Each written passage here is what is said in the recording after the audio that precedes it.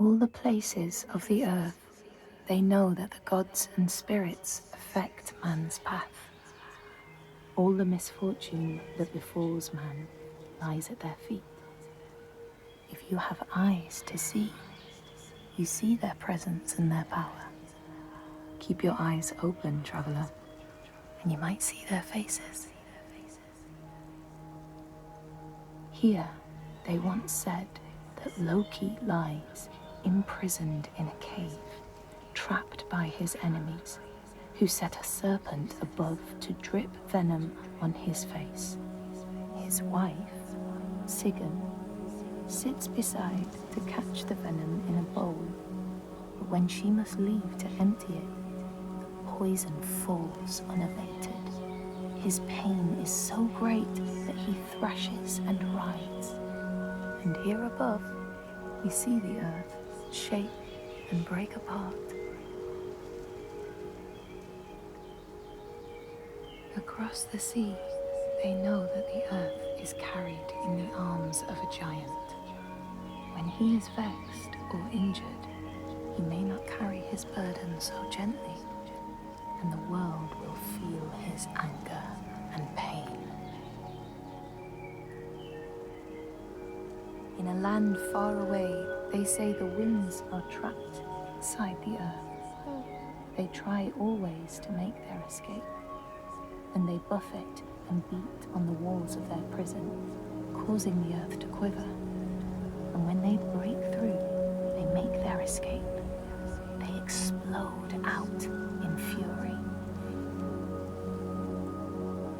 In the lands of your birth, people live hidden too, in the hills and stones.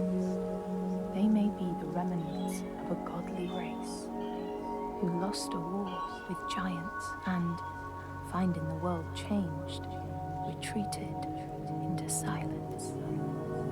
But you still see their carvings and circles from the time when they walked among men.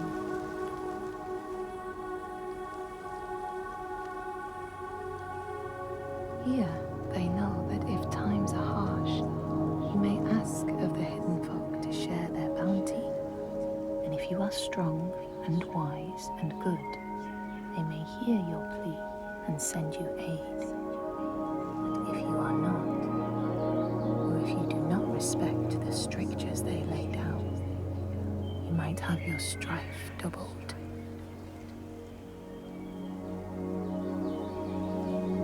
In the lands of your birth, and in these lands too, they know that people can be taken by the secret fair ones. If you are not careful and do not keep to the pathways, you may find yourself among them.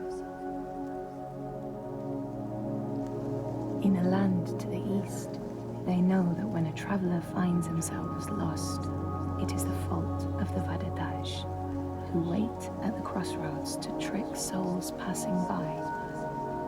The only remedy is to let your horse lead you home, because beasts have no souls. But if you have no horse, your soul is lost forever.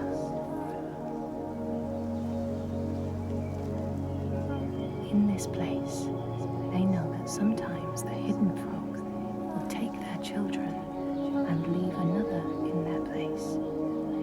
These children may look the same as their own, but will be dazed and far away, or ill-tempered. And you know then you have a changeling in your house.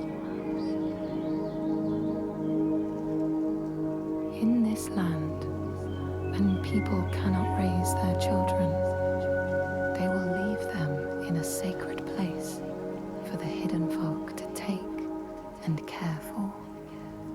Sometimes these children come back, but it is said that they are changed, with a wildness in their eyes, and their parents do not want them. These people know that children who have died uncared for can return as Ult-Burdur, small ghosts clad in fluttering rags. When there are are storms, they may cry as they did when they were human, and will look for their mothers until they find them, and never leave them again. In this land, you may catch sight of the Landesir, the spirits who embody the sacred places, the rivers and rocks. Do you see the Lady of the Mountain, the Fiat Kuna, who bathes in the waterfall and lets the drops fall on her shoulders? In the heart of the Northlands, they know the storms are born of the Oshkuredi, the hunt of Odin. The huntsmen ride horses with eyes of fire. Their weapons clash like thunder, and it is best to hide inside, lest your spirit be called to join them. In your lands, traveler, they know that the Kailif, the hag of winter, is the one who hurls sleet and snow upon the land. She lives in a sea rock and rules the waves of the roiling winter ocean with her blackthorn staff. She strikes the ground to destroy the shoots of growing green, so the winter will lie long and low on the land. These people know that the sea god, Ran, sets out nets to trap sailors and drag them to her world.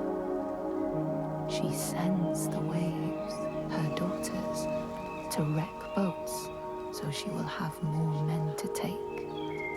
And jealously, she pulls them down beneath the water.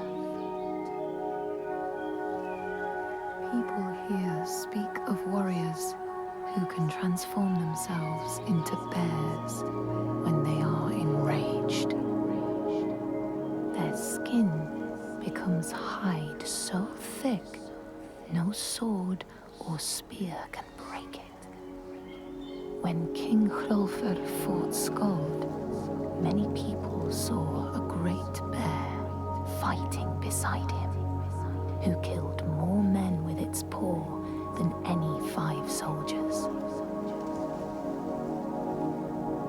Men here will tell of how Jarl Hakon worshipped the giant Thorgerða and sought her aid in the middle of battle when the tide was turning against him. Fleeing to an island, he pleaded with her for aid. She demanded a sacrifice. She rejected all of his offerings until he at last killed his own son in sacrifice.